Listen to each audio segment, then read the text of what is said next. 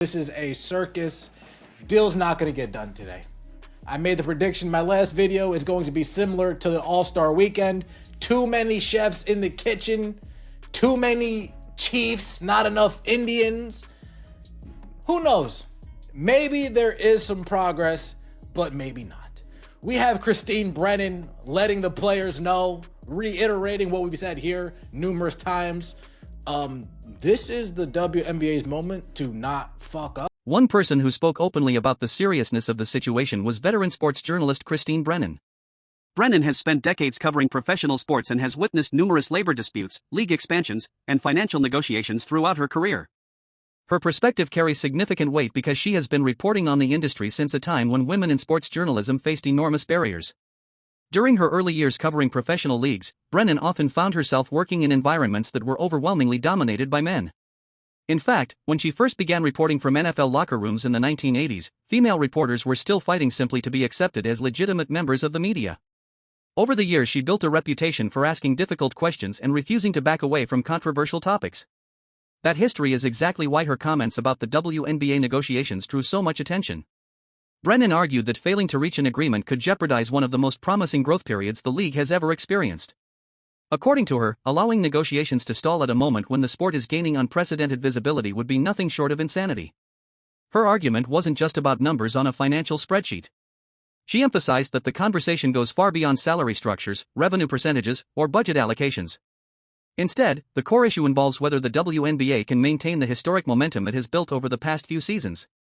The arrival of new superstar talent, particularly players like Caitlin Clark, has brought an entirely new audience to the sport. Television ratings have increased, arenas have filled with fans eager to watch rising stars compete, and discussions about women's basketball are appearing more frequently across mainstream sports media. Moments like this are rare in professional sports. When a league suddenly captures public attention, leadership must act carefully to protect and expand that momentum. Any disruption, especially one caused by prolonged labor disputes or cancelled events, can quickly slow the growth that took years to build. Ironically, Brennan herself has not always been welcomed by everyone within the league. At one point, members of the Players Association reportedly pushed for her press credentials to be revoked after she asked tough questions about certain controversies. Yet despite those tensions, she continues to advocate for the long-term success of the sport. Her message during the negotiations was clear: both sides need to recognize the opportunity in front of them. The WNBA is experiencing a rare surge of attention, and allowing internal conflicts to derail that progress would be a costly mistake. In Brennan's view, this moment represents a crossroads. The decisions made during these negotiations could determine whether the league continues building on its recent success or risks slowing the momentum that has finally begun to transform women's professional basketball. On site at the Langham, where the WNBA and Players Association just began what's been described as a potentially pivotal meeting in CBA negotiations. Dun dun dun! WNBA leadership, Liberty owner Clara Wu Tsai, WNBPA staff and council. I can't even say their names anymore without laughing. Brianna Stewart. As the evening approached and the meeting time drew closer, observers began noticing something else that added even more confusion to the situation. Reporters stationed near the venue started watching the entrances of the hotel where the negotiations were taking place. The location was the well-known The Langham Hotel, a luxurious setting that often hosts major corporate gatherings and high-profile discussions. But what unfolded outside the building didn't exactly reflect the urgency one might expect when the future of a professional sports league is being debated. Instead of seeing participants arrive early, prepared and focused, journalists observed a steady trickle of individuals walking in later than expected. Among those arriving were some of the most recognizable names representing the players' side of the negotiations. Figures such as Brianna Stewart, Nneka Ogwumike, Alicia Clark, and Brianna Turner were seen entering the building one after another. These athletes are not just talented competitors on the court, they are also prominent voices within the WNBA Players Association, representing the interests and concerns of players across the entire league. Their presence at the meeting was expected and necessary. After all, negotiations regarding salaries, revenue sharing, and working conditions require strong representation from those directly affected. However, according to reporting from journalist Annie Costabile, the arrivals were happening noticeably later than the official schedule suggested.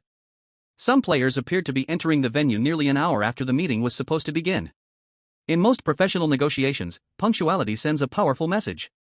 Arriving early often signals seriousness, preparation, and a willingness to engage in productive conversation. Arriving late, on the other hand, can sometimes create the opposite impression. It may suggest frustration, strategic posturing, or a deliberate attempt to demonstrate that one side is prepared to take a harder stance. Observers quickly began debating what this pattern of late arrivals might mean. Was it simply poor scheduling and logistical delays? Or was it a subtle signal that tensions between the league and the players had already reached a boiling point before the discussions even began? Negotiations of this magnitude rarely involve simple disagreements.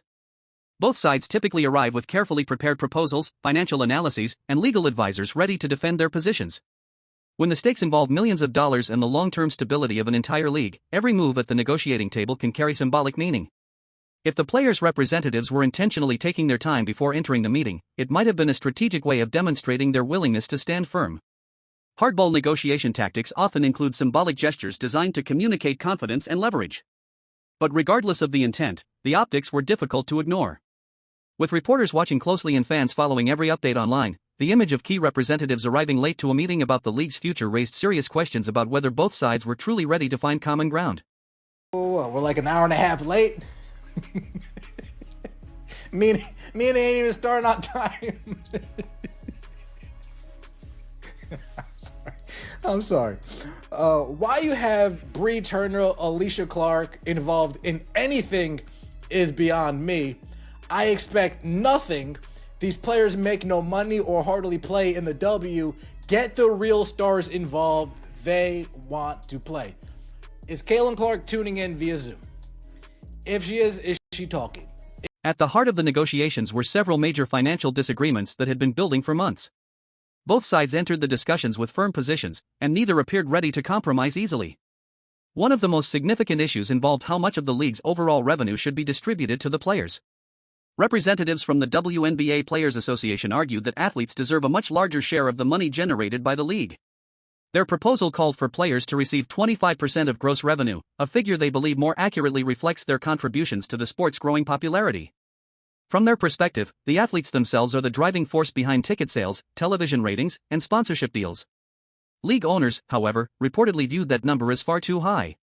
Their counterproposal suggested a significantly smaller percentage, reflecting concerns about the financial sustainability of the league.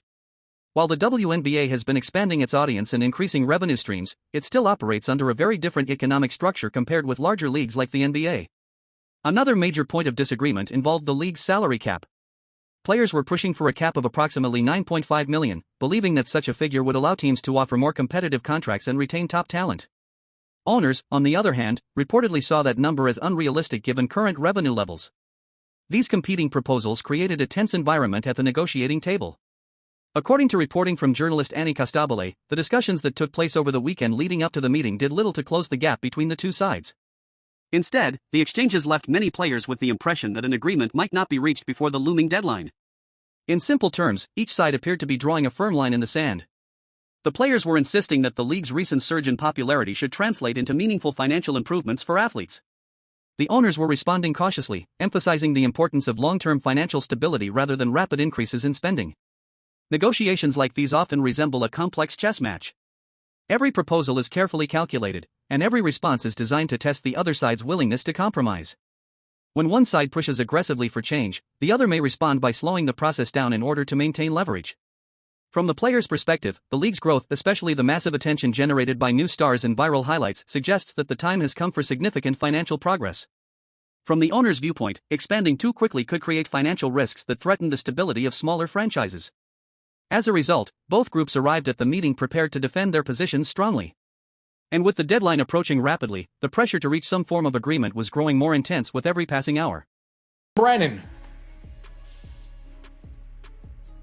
admired sports journalist, women's sports advocate. She was in male-dominated locker rooms in the 80s, football, the Miami Dolphins. She's been around the block. She's earned her stripes. Christine Brennan, the same journalist who the WNBPA tried to get her credentials taken away from her for asking, reasonable questions, for doing her job, calls a spade a spade. I love it when that happens. Today is the target date for the WNBA and WNBPA, the players to reach an agreement to avoid. It was supposed to be the most critical meeting of the entire WNBA season, a moment that could determine the direction of the league for years to come. Yet, incredibly, the meeting didn't begin early in the morning when minds are fresh and everyone is ready to focus. It wasn't scheduled for 7 a.m., not even 9 a.m., and surprisingly not at noon either. Instead, the people responsible for negotiating the future of the league chose to start this enormously important discussion at 5 o'clock in the evening. That decision alone left many observers shaking their heads in disbelief. Anyone who has ever attended long meetings knows exactly what happens by late afternoon. People are tired. Energy levels are low. Most have already spent an entire day dealing with other responsibilities. Some haven't eaten in hours. Others are mentally checked out and counting the minutes until they can finally leave.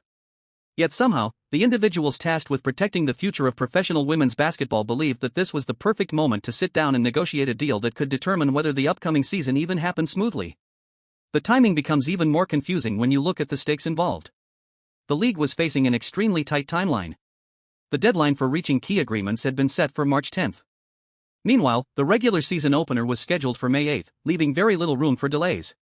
Training camps needed to begin soon so that teams could prepare properly. Coaches needed clarity about their rosters. New rookies, many of whom had just finished impressive college careers, were waiting anxiously to learn whether they would even have a functioning league to step into. For those young players entering the professional ranks, uncertainty like this can be incredibly stressful. Draft prospects spend years working toward the dream of joining the WNBA. They dedicate countless hours to practice, travel, and competition, all with the hope that their efforts will eventually lead them to the professional stage.